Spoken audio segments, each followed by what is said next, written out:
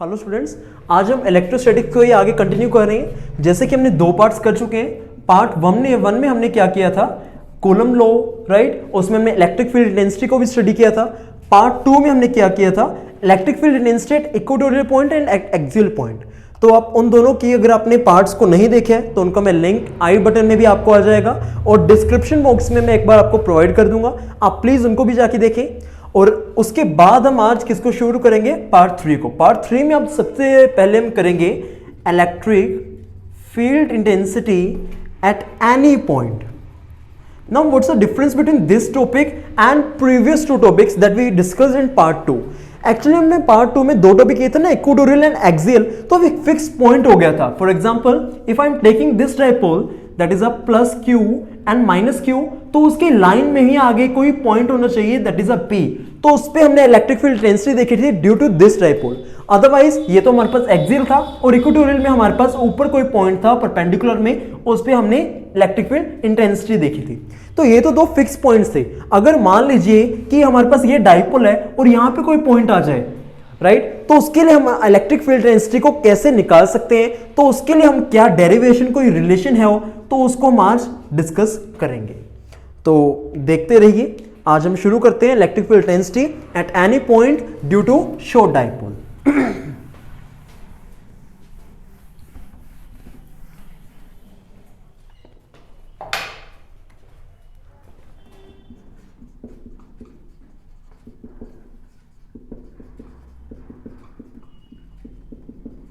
Electric field intensity due to any point of at any point due to short dipole।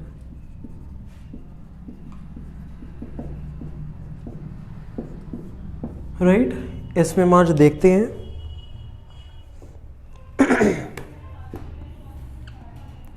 ये हमारे पास कोई भी dipole है, ये हमारे पास प्लस क्यू माइनस क्यू, ये हमारे पास कोई भी पॉइंट है जिसपे हमने इलेक्ट्रिक फील्ड इंटेंसिटी निकालनी है।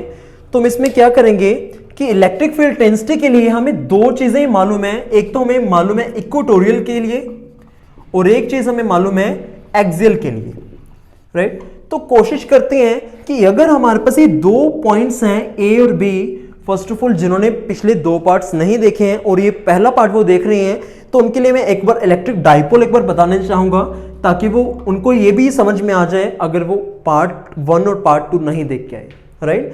तो ये हमारे पास इलेक्ट्रिक डाइपोल क्या होते हैं, जिसमें हमारे पास two opposite and equal charges placed होते हैं कुछ डिस्टेंस पे। ऑपोजिट मींस ये हमारे पास अगर प्लस है तो ये हमारे पास कौन सा हो गया, माइनस, और इक्वल मींस अगर ये इसका मैग्नीट्यूड क्यू है तो उसका मैग्नीट्यूड भी हमारे पास क्या आ गया, क्यू।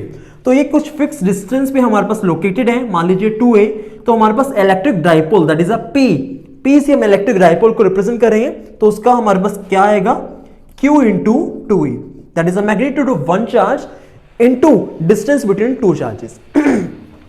तो यहां पे हमारे पास इलेक्ट्रिक डाइपोल है, इस पॉइंट पे हमने निकालना है, तो इसको इन दिस सेंस हम ऐसे ही प्लेस करेंगे सच दैट इनके कंपोनेंट्स को हम रिजोल्व करने की कोशिश करेंगे। ये यहाँ पे थोड़ा सा ड्राइंग हमारी ऐसे ही है तो थोड़ा सा कोऑपरेट करना है, राइट। तो यहाँ पे पॉइंट यहां पे था, पर हमने क्या ऐसे लोकेट करना था कि हमारे जो दो कंपोनेंट्स आएंगे वो एक पॉइंट की उसके में लाइन में ही हो, तो इसलिए पहले हुआ नहीं था, तो यहां पे मैंने पॉइंट को अभी दोबारा लोकेट कर दिया है सच दैट हमारे पास ये पॉइंट है, कोई भी मान लीजिए पी पॉइंट है, पी पॉइंट पे हमने ए बी के द्वारा जो इलेक्ट्रिक फील्ड इंटेंसिटी आ रही है उसको यहां पे हमने देखना है कि कितनी आ रही है। तो उसको हमने ए बी को दो कंपोनेंट्स में डिसोल्व कर लिया, A1 V1 and A2 B2।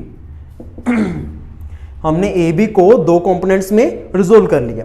अब देखिए कि A2 B2 जो कंपोनेंट है वो P के लिए एक तरह का एक्सियल बिहेव कर रहा है, जो A2 B2 कंपोनेंट है वो P पॉइंट के लिए एक्सियल बिहेव कर रहा है बिकॉज वो A के लाइन में आ गए, और A1 B1 के लिए जो P पॉइंट है वो इक्वेटोरियल बिहेव कर रहे हैं बिकॉज जो P पॉइंट से अगर हम लाइन ड्रॉ करें तो वो A1 B1 पे परपेंडिकुलरली ड्रॉ हो रही है, राइट। तो यहां पे हमारे पास दो कंपोनेंट्स में रिजोल्व जो हुए थे वो एक तो बन गया हमारे पास एक्सियल, दूसरा हमारे पास बन गया इक्वेटोरियल। तो मान लीजिए ये जो कंपोनेंट्स थे वो हमारे पास थीटा के एंगल से हमने रिजोल्व किए। तो अगर ये हमारे पास ए बी है तो ये हमारे पास क्या हो जाएगा, A B cos theta, because theta के साथ वाला कौन सा होता है, ए बी कोस थीटा। यहां पे ए बी कोस थीटा नहीं आएगा because we are not calculating length, but I am just stating you कि हमारे पास थीटा के साथ वाला कौन सा होता है, कोस थीटा। जो दूसरा रह जाता है वो हमारे पास कौन सा बन जाता है, साइन थीटा वाला कंपोनेंट। तो अगर इसका A1 AB का इलेक्ट्रिक डाइपोल P है, जो मैंने अभी यहां पे बताया है आपको कि हम P से रिप्रेजेंट करेंगे, तो यहां पे हमारे पास क्या आएगा, P कोस थीटा, और यहां पे हमारे पास क्या बन जाएगा, P साइन थीटा। एक बार फिर से रिपीट कर रहा हूं बिकॉज स्टार्टिंग में मुझे लग रहा है कि आपको थोड़ी सी कंफ्यूजन हो सकती है।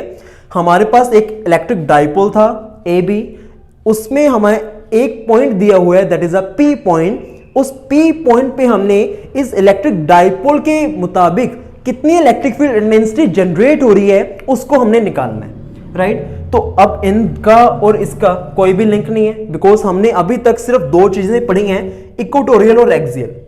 तो हमने क्या किया, ए बी को हमने दो कंपोनेंट्स में रिजोल्व कर लिया such that A1 B1 is making angle theta sorry, A2 B2 is making an angle theta with AB and A1 B1 is making an angle 180 minus theta with AB, right?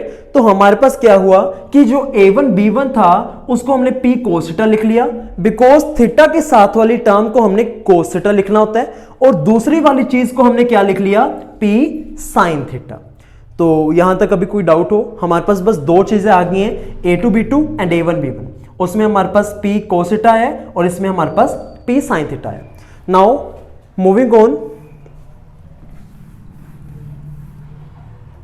जैसे कि मैं आपको बता चुका हूं कि A2 B2 is behaving as axial for point P, so here we can write, जैसे कि हमारे पास इक्वेटोरियल का जो E एक्सियल का फॉर्मूला था वो हमारे पास क्या आया था, 2p upon r plus r cube, I can say 1/4 pi epsilon not, 1/4 pi epsilon naught into 2p upon r cube.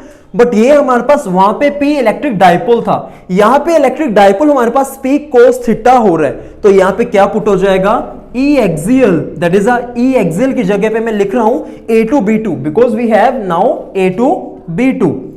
तो यहां पे मैं लिख रहा हूं 1/4 pi epsilon naught into 2p cos theta upon r cube. Then हमारे पास A1 B1 के लिए क्या होगा, A1 B1 में अभी आपको बता के हटा हूं कि A1 B1 के लिए जो P पॉइंट है एज अ इक्वेटोरियल बिहेव कर रहा है, तो यहां पे हमारे पास क्या आ जाएगा, इक्वेटोरियल का फॉर्मूला भी आपको एक बार बता देता हूं, मैं याद करवा देता हूं। इक्वेटोरियल का हमारे पास फॉर्मूला क्या था, 1/4 pi epsilon not P upon R cube. यहां पे सिर्फ 2 का ही फर्क था, यहां पे हमारे पास 2 नहीं था और यहां पे हमारे पास था, तो यहां पे P की जगह पे हमारे पास क्या पुट हो जाएगा, P sin थीटा। तो यहां पे आ जाएगा 1/4 pi epsilon naught into P sin theta upon R cube. तो हमारे पास E A2 B2 आ गया और E A1 B1 आ चुके हैं। अगर इन दोनों का स्क्वायर करके हम ऐड करके अंडर रूट कर दें तो हमारे पास ए बी के लिए वैल्यू आ जाएगी। वाई, बिकॉज अगर किसी भी चीज का मैग्नीट्यूड निकालना होता है, for example sorry let me change the marker,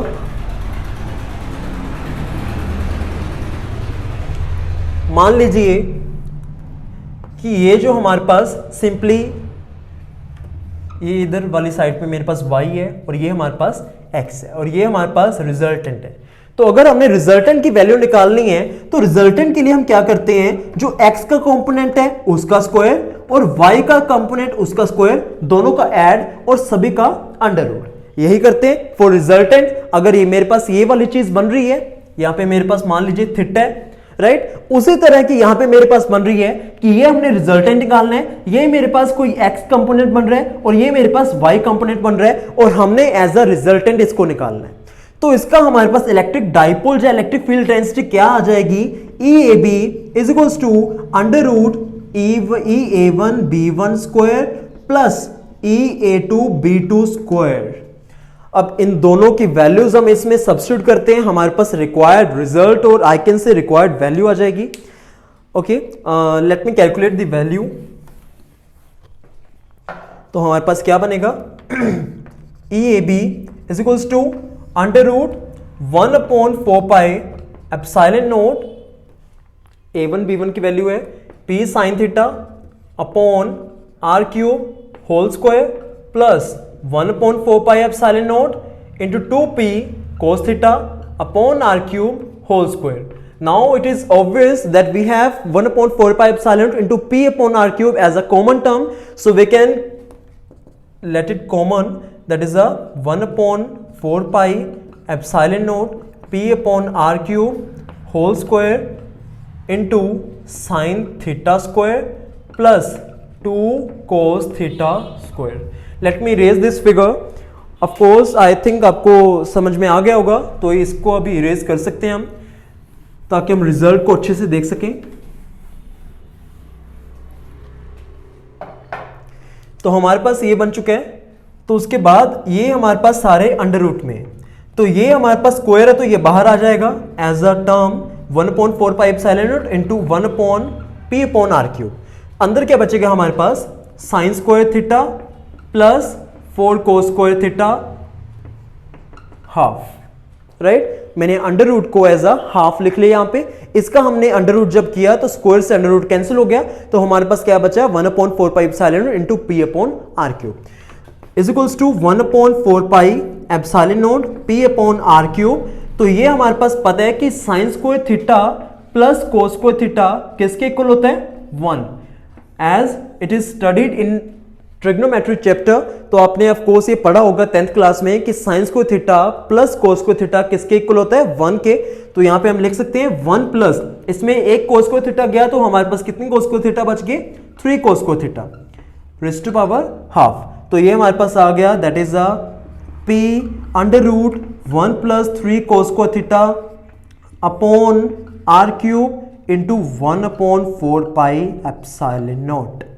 ये हमारे पास रिजल्ट आ गया for electric field density at any point due to short dipole, right. ये थोड़ा सा कंफ्यूजिंग हो सकता है आपके लिए अगर आपने अच्छे से ना सुना हो, बिकॉज स्टार्टिंग में एक कंफ्यूजन होती है कि अगर मेरे पास ये AB था तो AB को मैंने जो कंपोनेंट्स में रिजोल्व किए वो कैसे किए, और जो रिजोल्व किए है तो ये वाला कंपोनेंट एज एक्सियल कैसे बिहेव कर रहा है और ये वाला कंपोनेंट एज इक्वेटोरियल कैसे बिहेव कर रहा है। तो आपको अगर नहीं समझ में आया तो आप एक बार फिर से वहीं से स्टार्ट करें जहां पे हमने टॉपिक को स्टार्ट किया है, आपको डेफिनेटली समझ में आएगा। बिकॉज ये थोड़ा सा कंफ्यूजिंग हो सकता है बट इतना भी कंफ्यूजिंग नहीं है कि आप अगर ध्यान से सुने तो आपको समझ में ना आए, राइट।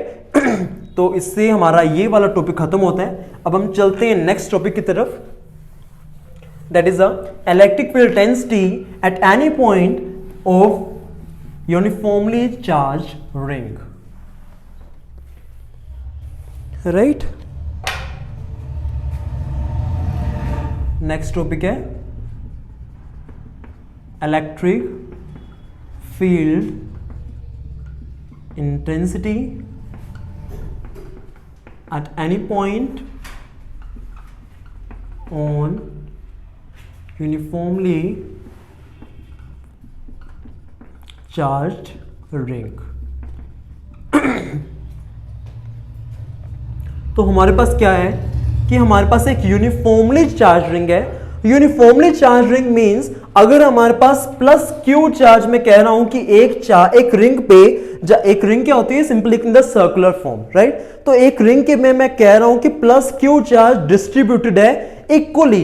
इक्वली मींस उस पे यूनिफॉर्मली डिस्ट्रीब्यूटेड है पूरा चार्ज जो क्यू है, तो हम उसे क्या कहेंगे, uniformly charge ring. It means equally distributed charge, right. तो इस रिंग पे हमारे पास जो चार्ज था वो क्या हो गया, इक्वली डिस्ट्रीब्यूटेड। तो हमने क्या निकालना है, मान लीजिए इस पॉइंट के मुताबिक, इस पॉइंट के कारण जो हमारे पास इस पॉइंट पे बन रही है इलेक्ट्रिक फील्ड, हमने वो देखनी है। तो वो हम देखते हैं कैसे आएगी। हमने इस पॉइंट के इतने के लिए निकालना है, पहले हम देखेंगे हमारे पास ये प्लस है, प्लस के कारण हमारे पास क्या होगी इलेक्ट्रिक फील्ड इंटेंसिटी आउटवर्ड। ये हमने फर्स्ट लेक्चर में कवर किया था, तो आपको याद होना चाहिए। अगर आपको याद नहीं है तो एक बार फिर से रिवाइज करें, because revision is a must step to proceed, right.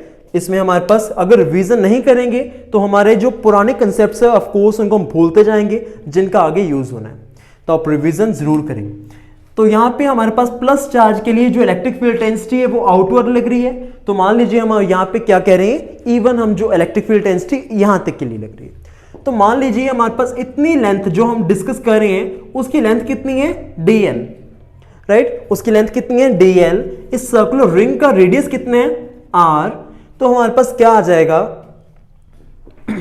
q charge कितने डिस्टेंस के लिए, ये पूरा सर्कल की सर्कमफ्रेंस कितनी होगी, 2 पाई r। इसका मतलब है कि q चार्ज 2 पाई r पे डिस्ट्रीब्यूटेड है।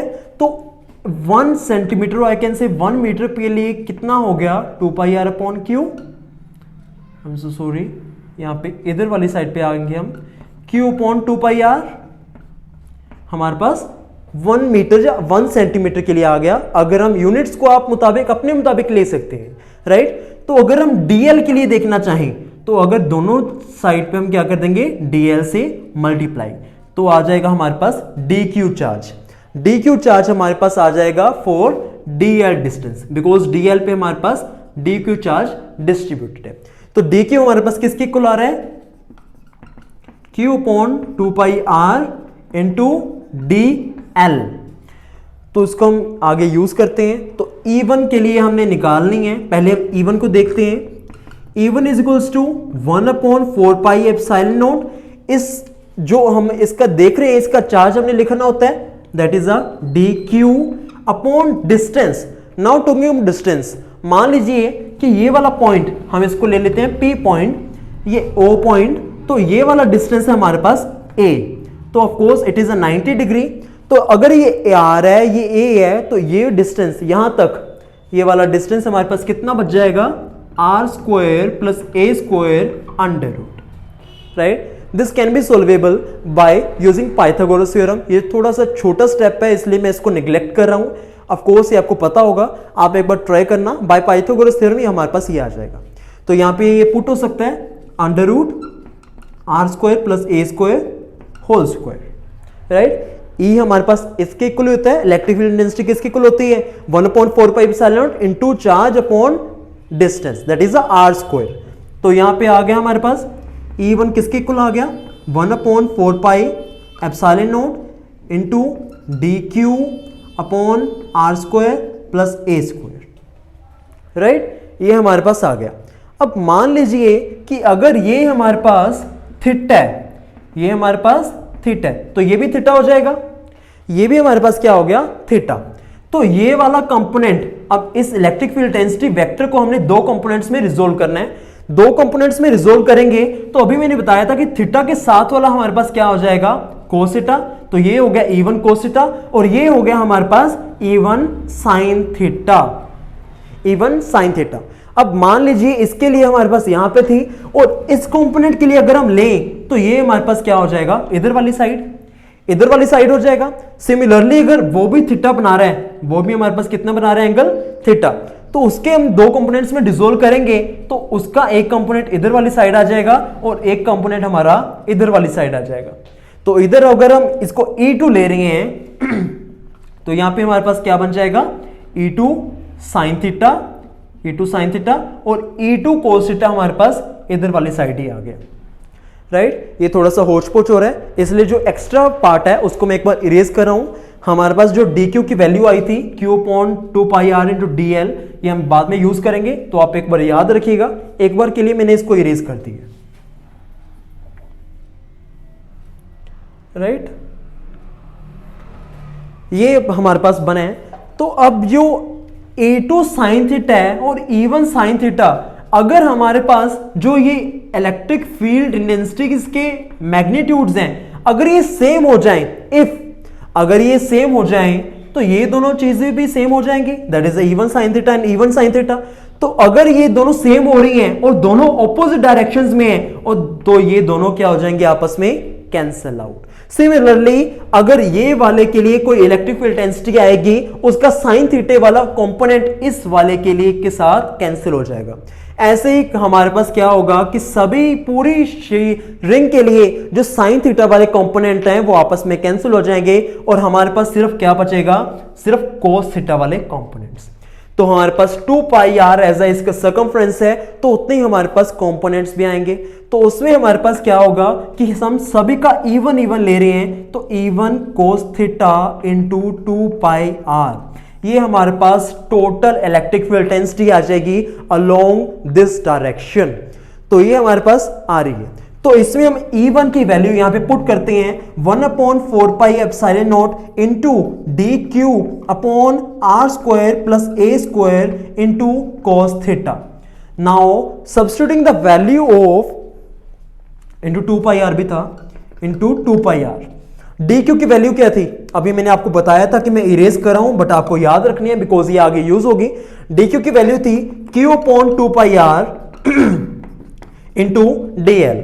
Now put this value here 1/4 pi epsilon naught into q upon 2 pi r into dl upon r square plus a square into cos theta into 2 pi r. 2 pi r will cancel with each other. हमारे पास क्या बचेगा 1/4 pi epsilon naught into q into dl into cos theta upon r square plus a square.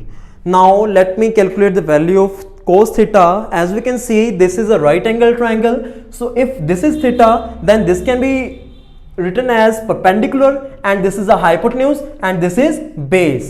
As cos theta is equals to base upon hypotenuse, so we can say cos theta is equals to this upon this. Okay, cos theta is equals to base upon hypotenuse. ये तो हमें मालूम है कि cos theta किसके equal होता है, base upon hypotenuse. Base हमारे पास क्या है, एक बार मैं इसको दोबारा से रिपीट कर रहा हूं कि अगर ट्रिग्नोमेट्री में हमारे पास क्या होता है कि अगर ये हमारे पास राइट एंगल ट्रायंगल है और जो भी हम थीटा को कंसीडर कर रहे हैं वो थीटा के ऑपोजिट वाली लाइन हमेशा परपेंडिकुलर होती है। तो ये अगर थीटा है तो इसके ऑपोजिट क्या हो जाएगा, परपेंडिकुलर। 90 के ऑपोजिट हमेशा क्या होता है, हाइपोटेन्यूज। और तीसरी जो साइड बच जाएगी वो हमारे पास क्या हो जाती है, बेस। तो ये हमारे पास क्या होगा, cos theta is equals to base upon hypotenuse. तो बेस हमारे पास क्या है, a, हाइपोटेन्यूज हमारे पास क्या है, under root r square plus a square, a upon under root r square plus a square. तो जब ये हम वैल्यू इसको यहां पे सब्स्टिट्यूट करेंगे तो हमारे पास क्या बचेगा 1/4 pi epsilon naught into q into d l into a, cos theta की वैल्यू सब्स्टिट्यूट कर रहा हूं। नीचे हमारे पास क्या बनेगा, r square plus a square raised to power half. एक पावर हमारे पास पहली बननी थी, बची थी, तो 1 plus half is equals to 3/2। So we get r square plus a square raised to power 3/2। तो ये हमारे पास बच जाएगा। उसके बाद अब इसका हमने इंटेग्रल करना है, बिकॉज ये हमारे पास जो इवन आया है जो हमने ये इवन आया था हमारे पास, the even cos theta into 2 pi are, ये हमने सारे के लिए निकाल लिया था, राइट। ये हमने सारे के लिए निकाला है। तो इसमें dl की वैल्यू, हमें dl की जो वैल्यू मिल रही है इसको हमने इंटेग्रेट भी करना होगा, राइट। इसको जब इंटेग्रेट करेंगे हमारे पास इवन आ जाएगा। तो उसके लिए हम क्या करेंगे, 1/4 पाई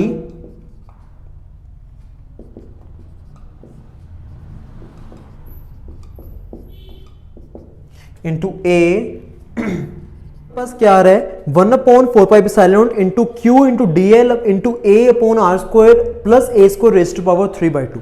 यहां पे आपको लग रहा होगा कि यहां पे हमें इंटेग्रेट करने की जरूरत है, बिकॉज हमें पास क्या आ रहा है, डीएल आ रहा है। बट एक्चुअली यहां पे हमारे पास एक मिस्टेक हुई है। क्या मिस्टेक हुई है, वहां हमारे पास जो ये 2 पाई आर था, 2 पाई आर हमने पूरी रिंग का लिए तो हमने पहले ही मल्टीप्लाई कर दिया, बट हमने पहले मल्टीप्लाई नहीं करना, बिकॉज डीएल आखिर में हमारे पास जो बच रहा है वो इसी कारण से बच रहा है, क्योंकि डीएल का इंटेग्रेट जब हम करेंगे तब हमारे पास 2 पाई आर आएगा, तब हमारे पास कैंसिल होगा। तो ये 2 पाई आर हमने पहले ही नहीं लिखना, ना ही हमारे पास यहां पे कैंसिल होगा। तो हमारे पास 2 पाई आर आखिर में रिजल्ट में बचेगा। उसके बाद हमने सारे का इंटेग्रेट करना है। ये मान लीजिए हमारे पास सिर्फ इस कंपोनेंट के लिए ही आई है, ये हमारे पास क्या आ रहा है, सिर्फ इस कंपोनेंट के लिए आया है। तो पूरा रिंग के लिए निकालने के लिए हम इंटीग्रेट करेंगे। इंटीग्रेट जब हम करेंगे तो डीएल का इंटीग्रल हमारे पास क्या बन जाएगा, 2 पाई आर। 2 पाई आर बनेगा और 2 पाई आर कैंसिल हो जाएंगे। तो हमारे पास रिजल्ट लास्ट में क्या आ जाएगा, 1/4 pi epsilon naught Q into a upon r square plus a square raised to power 3/2। Now एक चीज है कि आपको कई रेफरेंस बुक्स में ऐसा लिखेगा कि यहां पे ए की जगह पे आर होगा, तो वहां पे क्या होता है कि हमने सिर्फ लेट करना होता है। लेट इन द सेंस यहां पे मैंने इस डिस्टेंस को क्या लिया है, ए लिया है, और इस डिस्टेंस को हमें क्या लिया है, आर लिया। तो उन रेफरेंस बुक में क्या होगा कि आर की जगह पे उन्होंने ए लेट किया होगा और ए की जगह पे उन्होंने आर लिया होगा, तो उसमें अब एक रिजल्ट वेरी कर जाता है। बट आपको पैनिक करने की जरूरत नहीं है, आपको सिर्फ लॉजिक, कंसेप्ट और डेरिवेशन पता होने चाहिए, आपने कैसे करनी है, इसमें कौन सा कंसेप्ट यूज हो रहा है, कहां पे इंटीग्रेशन हो रही है और कहां पे क्या हो रहा है, आपको सिर्फ ये पता होना चाहिए, आपके लिए इतना सफिशिएंट है। अदरवाइज रिजल्ट हमारे पास जो वेरी कर सकते हैं वो हमारे पास एजम्पशन होती है कि हम इस डिस्टेंस को हम क्या ले रहे हैं और इस डिस्टेंस को हम क्या ले रहे हैं। इससे से हम ना ये टॉपिक भी हमारा खत्म होता है जो था electric field intensity at any point on uniformly charged ring. उम्मीद करता हूं कि आपको ये डेरिवेशन भी काफी अच्छे से समझ आई होगी। उसके बाद हम 2 छोटे छोटे टॉपिक से इस आज के पार्ट को फिनिश करेंगे, दैट इज अ टॉर्क और उसके बाद वर्क डन।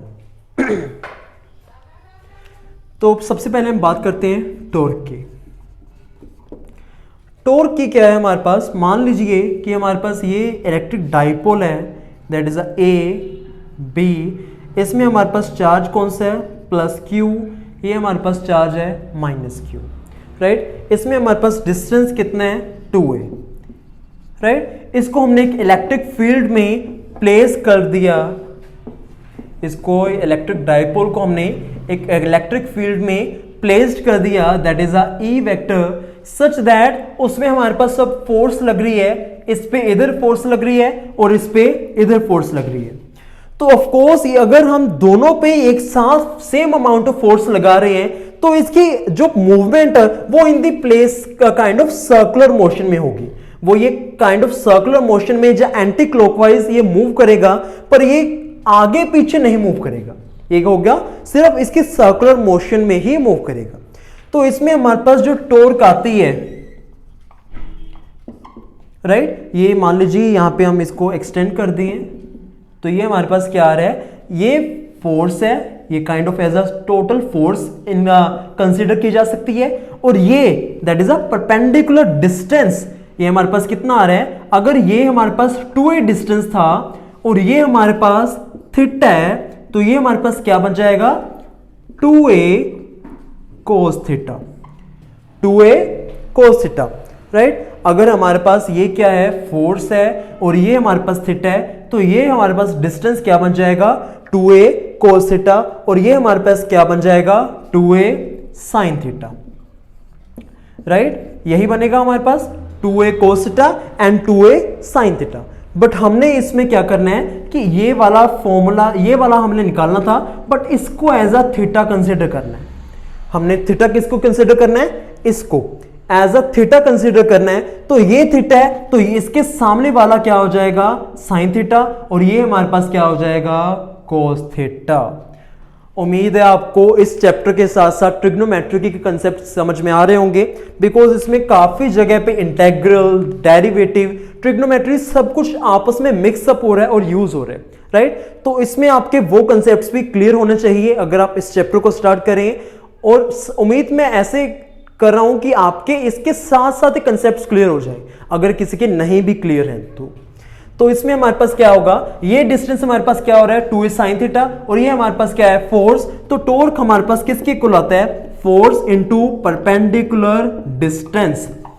याद रखना है, फोर्स इनटू परपेंडिकुलर डिस्टेंस, ये सारा एज अ फोर्स कंसीडर किया जा रहा है। तो यहां पे क्या आ जाएगा, force into 2a sin theta, force into 2a sin theta. तो यहां पे हम क्या लिख सकते हैं, फोर्स को हम क्या लिख सकते हैं, फोर्स को हम लिख सकते हैं Q इंटू ई, फोर्स को हम लिख सकते हैं Q इंटू ई। अगर हम यहां पे लिखें Q into E into 2a sine theta, तो Q इंटू 2a क्या बन जाएगा, इलेक्ट्रिक डाइपोल, जिसको हमने पहले भी कंसीडर किया है। सो ये क्या बन जाएगा, PE साइन थीटा।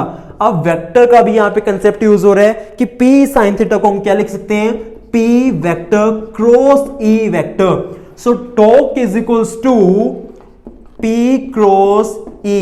आपको इसको याद रखना है, torque is equals to P into P cross E। तो अगर यहां पे हमारे पास torque is equals to P into E आ रहा है, तो यहां पे थोड़ा सा एनालॉजी होती है। एनालॉजी इन द सेंस, आपने +1 में एक चैप्टर किया होगा, that is a rotational motion, right. Rotational motion में आपको नया नया आया होगा centre of mass, right, centre of mass that is a mu. तो ये है तो मास ही ना, इन द सर्कुलर मोशन आ गया। तो ये एनालॉजी होती है कि mu is related to m, वैसे ही हमारे पास जो टू है इज रिलेटेड टू f।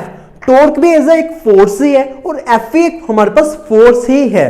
तो उसमें हमारे पास क्या होता है कि जो वर्क डन हमने पढ़ा होता है dw is equals to minus f into d s. हमारे पास ये होता है कि work done is equals to force into change in distance. तो ये हमारे पास इन दी लीनियर मोशन होता है, और वी कैन से, और रोटेशनल मोशन में हमारे पास क्या बन जाएगा, work done is equals to torque into d theta.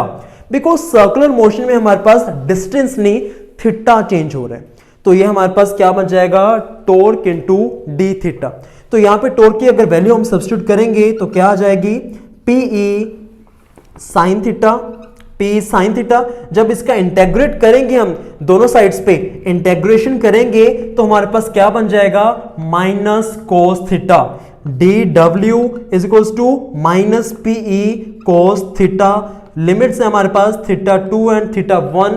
तो यहां पे जब पुट होंगी dw is equals to PE cos θ1 minus cos θ2। ये हमारे पास वर्क डन आ रहा है। ऑफ कोर्स इधर भी हमारे पास वर्क डन ही रहेगा आफ्टर इंटीग्रेशन। यहां पे अगर माइनस आप देखें तो माइनस में सिर्फ आगे वाले चार्ज में जब एक्सटर्नल फोर्स अप्लाई करनी पड़ती है तब यहां पे माइनस आता है, अदरवाइज माइनस नहीं आता, राइट। तो यहां पे माइनस, आप यहां पे माइनस को देख के कंफ्यूज नहीं होना, माइनस तभी आएगा अगर हम एक्सटर्नल फोर्स अप्लाई करेंगे।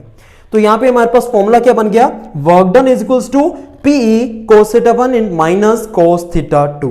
तो ये था वर्क डन फॉर टॉर्क और we can say rotational motion. तो इससे हमारा आज का पार्ट हम खत्म करते हैं, बिकॉज काफी कुछ हमने कवर भी किए। आगे आने वाले पार्ट्स में हम पोटेंशियल डिफरेंस को, that is electric potential difference को कंसीडर करेंगे। तो थैंक्स फॉर वॉचिंग।